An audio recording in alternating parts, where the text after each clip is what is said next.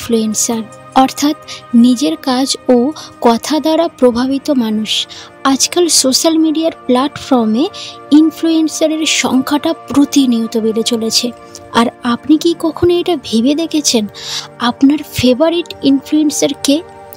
আজকে এই ভিডিওতে আমি আপনাদেরকে এটাই বলবো যে কিভাবে আপনার কিছু অভ্যাস পরিবর্তন করে নিজেকে একজন স্ট্রং পার্সোনালিটির মানুষ তৈরি করতে পারবেন, আর অন্য মানুষদেরকে আপনি খুব সহজে ইনফ্লুয়েন্সেস করতে পারবেন। তো চলুন ভিডিওটা শুরু করা যাক। অনেকবার হয়তো আমাদের মনে হয় যে আমরা হয়তো খুব ভালোভাবে আমাদের কথাগুলো সামনের মানুষদেরকে বলছি, কিন্তু বাস্তবে দেখা যায় সেটা অনেক আলাদা হচ্ছে। আমাদের চারপাশে মোটামুটি 3 রকমের মানুষ থাকে। কি? 1 অ্যারোগেন্ট, 2 ফুল এবং 3 নাম্বার স্টুডেন্ট। অ্যারোগেন্ট বলতে আমরা বুঝি, অ্যারোগেন্ট কথার অর্থ হলো অহংকারী। অ্যারোগেন্ট যে মানুষগুলো অ্যারোগেন্ট হয় তাদের মনে হয় যে শেখার কোনো কিছু প্রয়োজন নেই, তাদের কমিউনিকেশনের স্কিল হলো বেস্ট, বা যে কাউকে খুব সহজে ইনফ্লুয়েন্সেস করতে পারবে। আর এই কারণে এরা এদের স্কিলকে ইমপ্রুভ করার চিন্তা করে না, এরা কখনোই ইমপ্রুভমেন্টের দিকে মনোযোগ দেয় না। দ্বিতীয়ত, যারা ফুলস হয় তারা নিজেকে আন্ডারএস্টিমেট করে, এরা কমিউনিকেশন এবং ইনফ্লুয়েন্সের কখনো মূল্য দেয় না। এদের মনে হয় জীবনে কমিউনিকেশনের খুব বেশি গুরুত্ব নেই, মানুষ বিনা কারণেই কমিউনিকেশনের এত বেশি গুরুত্ব দেয়, এটা এদের মনে হয়। আর তৃতীয় হলো স্টুডেন্ট টাইপের মানুষ। একটি স্টুডেন্ট সব সময় নিজের ভুল স্বীকার করে নেয়, এরা ইমপ্রুভমেন্টের জন্যে সব সময় তৈরি থাকে। যদি এদের কমিউনিকেশনের স্কিল আরও ভালো হয়, তারপরেও এরা তাদের স্কিলকে ডেভেলপ করার জন্য চেষ্টা করে। এরা না নিজেকে আন্ডারএস্টিমেট করে আর না এরা নিজেকে ওভারএস্টিমেট করে, এরা ডে বাই ডে নিজেকে বেটার তৈরি করার চেষ্টা করতে থাকে। আর এখন যদি আপনাকে প্রশ্ন করি, আপনি এই 3টে পার্সোনালিটির মধ্যে কোন পার্সোনালিটিকে বেছে নিতে চান? আমি জানি আপনার উত্তরটা হবে স্টুডেন্ট টাইপের পার্সোনালিটি, কারণ আপনি যদি আপনার পার্সোনালিটিকে ইনফ্লুয়েন্সাল করতে চান, আপনি আপনার কথার সাহায্যে ইনফ্লুয়েন্সিয়াল করতে চান, তাহলে আপনাকে হাই লেভেলের কমিউনিকেশন শিখতে হবে। যখন আমরা একটা বিষয়ে দুর্বল হয়, তখন আমরা এমনভাবে বিহেভ করি যেন সেই স্কিলটা আমাদের প্রয়োজন নেই। আমরা যে কোনোভাবে নিজেকে কনভিন্স করার চেষ্টা করি যে ওই স্কিলটা আমাদের জীবনের কোনো গুরুত্ব নেই। আর এমন মাইন্ড সেট রাখা মানুষগুলোই স্কুল ক্যাটাগরির মধ্যেই আসে, আর এদের মধ্যে ইমপ্রুভমেন্টের কোনো সম্ভাবনা নেই।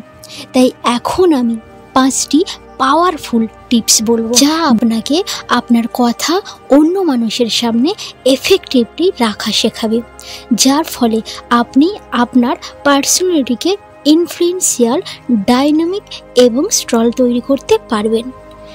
Number 1, choose your word.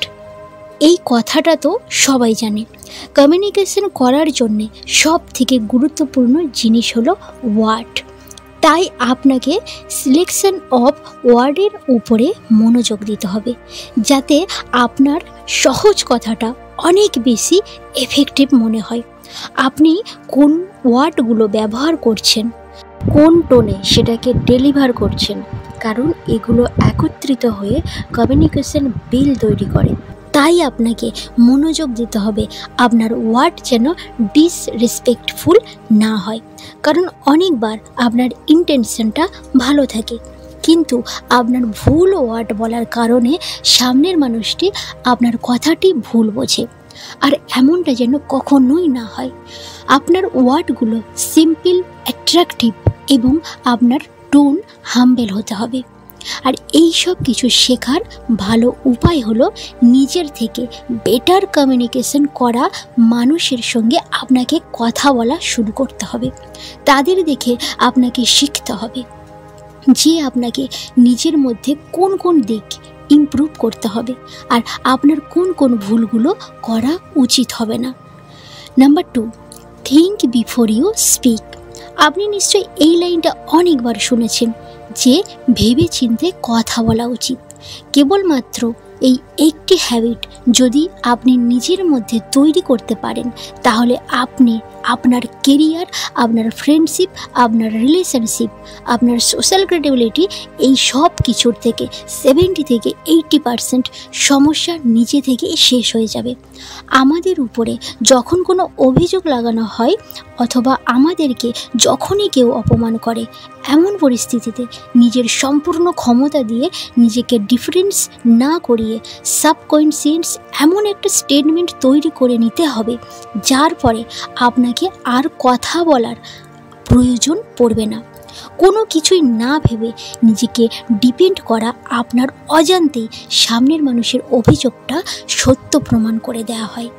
আর এই কারণেই আপনাকে অ্যাভয়েড করা আপনার জন্য অনেক দরকার। এছাড়া কিছু মানুষ এমন আছে যারা কথা বলতে গিয়ে নিজের কথা ঠিক করে বলতে পারে না, অর্থাৎ এরা দ্রুত নিজের সমস্ত কথা বলার চেষ্টা করে, খুব তাড়াতাড়ি এরা কথা বলার চেষ্টা করে, আর এই কারণে তাদের ক্লিয়ারনেস কথা বোঝা যায় না। এছাড়া এই কথার ভ্যালু শেষ হয়ে যায়। আর এই কারণে যে কোনো রকমের কনভারসেশন কুইকলি রিয়েক্ট করা বন্ধ করতে হবে। খুব সুন্দর একটা কোট আছে যেটা আপনার সব সময় মনে রাখতে হবে, speak only when you feel your words are better than silence. আর যেদিন আপনি এই সিম্পল লাইনটা শিখে যাবেন বা বুঝে যাবেন, সেদিন থেকে আপনার প্রত্যেকটি কথার মূল্য বেড়ে যাবে। Number 3, become a good listener. যদি আপনি কমিউনিকেশনের মাস্টার হতে চান, তাহলে আপনার কথা বলার থেকে কথা শোনার দিকে বেশি মনোযোগ দিতে হবে। সামনের মানুষটির কথা ধৈর্য সহকারে শুনতে হবে। এটি খুবই এফেক্টিভ একটা ফর্মুলা, এমন একটা মানুষকে ইনফ্লুয়েন্সেস করা। যদি আপনার মনে হয় ইনফ্লুয়েন্সিয়াল করবার জন্য শুধুমাত্র কথা বলার প্রয়োজন, তাহলে বলি আপনি ভুল ভাবছেন। প্রতিটা মানুষের নিজের সম্পর্কে, নিজের কথা বলার জন্য এক্সাইটেড থাকে। প্রত্যেকে নিজের সম্পর্কে কথা বলতে চায়, নিজের ফিলিংস এবং নিজের কথাগুলো শেয়ার করতে চায়। আর এমন মুহূর্তে যদি আমরা শুধু নিজের কথা বলি, সামনের মানুষটিকে ইনফ্লুয়েন্স করতে চান, তাহলে কখনোই এটা সম্ভব হবে না। আর যদি আপনি একজন ভালো লিসেনার হওয়াটাকে খুব সহজ মনে করেন, তাহলে বলি এটা সত্যি নয়। একটা গুড লিসেনার হওয়া ঠিক ততটাই কঠিন যতটা একটা গুড স্পিকার হওয়া যায়। গুড লিসেনার হওয়ার কিছু সহজ পয়েন্ট আছে, যেটাকে আমি শর্টে বলে দিচ্ছি। How to become good listener. প্রথমত, ডোন্ট ইন্টারাপ্ট, অর্থাৎ কেউ যখন কথা বলবে তার কথার মাঝে তাকে আটকাবেন না। কারণ এটা করলে সামনের মানুষটি কী ভাববে? সামনের মানুষটি এটা ফিল করে যে আপনি নিজেকে বেশি গুরুত্ব দিচ্ছেন আর সামনের মানুষকে গুরুত্ব একদম দিচ্ছেন না, আর এটা আপনার কমিউনিকেশনের ডিস্ট্রয়েড করে দিতে পারে। দ্বিতীয়ত, লিসেন উইদাউট জাজিং। প্রতিটা মানুষ তার জীবনে এমন একটা মানুষ চায় যে তার কথাগুলোকে শুনবে, তার সমস্যার কথা শুনবে, কোনো রকমের জাজমেন্ট না করে। তাই আপনাকে সেই মানুষ হতে হবে যে মানুষটা সামনের মানুষটাকে জাজ না করে তার সমস্ত কথাগুলোকে মন দিয়ে শুনতে হবে। তৃতীয়ত, ডোন্ট ইম্পোজ ওপিনিয়ন। নিজের ওপিনিয়ন সামনের মানুষটির উপর চাপিয়ে দেওয়া একটা ব্যাড লিসেনারের কোয়ালিটি। আপনার ওপিনিয়ন অথবা সলিউশন দেওয়ার আগে আপনাকে সাজেশন নেওয়া শিখতে হবে, আর এইভাবে আপনি একজন গুড লিসেনার হতে পারবেন। Number 4, straightforward. আপনার অতিরিক্ত মিষ্টি কথা আপনার ভ্যালু এবং অ্যাটিটিউডকে নষ্ট করতে পারে। আমাদেরকে আমাদের কমিউনিকেশন এবং ওয়ার্ডের উপর এত বিশ্বাস রাখতে হবে যে আপনাকে কোনো মিষ্টি কথা বলার প্রয়োজন নেই। আপনি যাই কিছু বলতে চান সেটা শর্ট, স্ক্রিপ্ট এবং স্ট্রেট ফরওয়ার্ড হতে হবে। হতে পারে আপনার কথা একটু রুড়ো সাউন্ড। কিন্তু যারা স্ট্রেট ফরওয়ার্ড হয় তাদেরকে সোসাইটিতে মানুষ পছন্দ করুক বা নাই করুক, তাদেরকে কিন্তু অবশ্যই ভ্যালু দেওয়া হয়। আর যারা অতিরিক্ত মিষ্টি মিষ্টি কথা বলে তাদের কথাকে কেউ ভ্যালু দেয় না, তারা কেবলমাত্র একটি ফলোয়ার হয়েই থাকতে পারে, কখনোই একজন লিডার হতে পারে না। Number 5, learn new words. নিজের কথাকে এফেক্টিভ তৈরি করার জন্য আপনাকে কিছু নতুন ওয়ার্ড শিখতে হবে। নিজের ভোকাবুলারিকে স্ট্রং করার জন্যে আপনি বই পড়তে পারেন, নতুন মানুষদের সঙ্গে দেখা করতে পারেন, ইউটিউবে ইনফ্লুয়েন্সার্সদের ইন্টারভিউ স্পিচ দেখতে পারেন, আর সেখান থেকে আপনি নতুন নতুন ওয়ার্ড শিখতে পারেন। এখন আমি ইনফ্লুয়েন্সার বলতে তাদের কথা বলছি যাদের এই সোসাইটিতে একটা পজিটিভ ইম্প্যাক্ট আছে। আমি সেই সমস্ত সো কল্ড ফেক সেলিব্রিটিদের কথা বলছি না, যাদের কাছে হয়তো ফলোয়ার অনেক বেশি আছে, এছাড়া আর কিছুই নেই। নিজের পার্সোনালিটিকে ডাইনামিক তৈরি করার জন্যে আপনাকে সহজ এবং ফ্রেশ ওয়ার্ড ইউজ করা শুরু করতে হবে। এখন আপনাদেরকে আর একটা ইম্পর্টেন্ট কথা বলবো, make your own style. Communication যতগুলো টিপস শেখার মতো আছে, এই সমস্ত টিপসগুলোর মধ্যে সব থেকে গুরুত্বপূর্ণ টিপস হলো আপনার নিজস্ব স্টাইল। আপনি এমন অনেক মানুষকে পছন্দ করেন কেবলমাত্র কথা বলার স্টাইলটা অন্য মানুষদের থেকে সম্পূর্ণ আলাদা, যে কারণে তাদেরকে বেশি এফেক্টিভ মনে হয়। এর জন্যে আপনি একজন ভালো স্পিকারকে নোটিস করতে পারেন, তার থেকে আপনি শিখতে পারেন কিভাবে কথা বলতে হয়, কিভাবে নিজের কথাকে অল্প শব্দের মধ্যে ভালোভাবে বলতে পারবেন এবং আপনার কথাগুলোকে সকল মানুষ বুঝতে পারবে।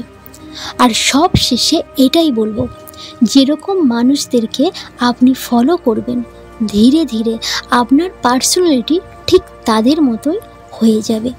এই কারণে আপনাকে ভালো স্কিল নলেজেবল মানুষদেরকে ফলো করতে হবে, এটা আপনার পার্সোনালিটির জন্যে ভালো হবে।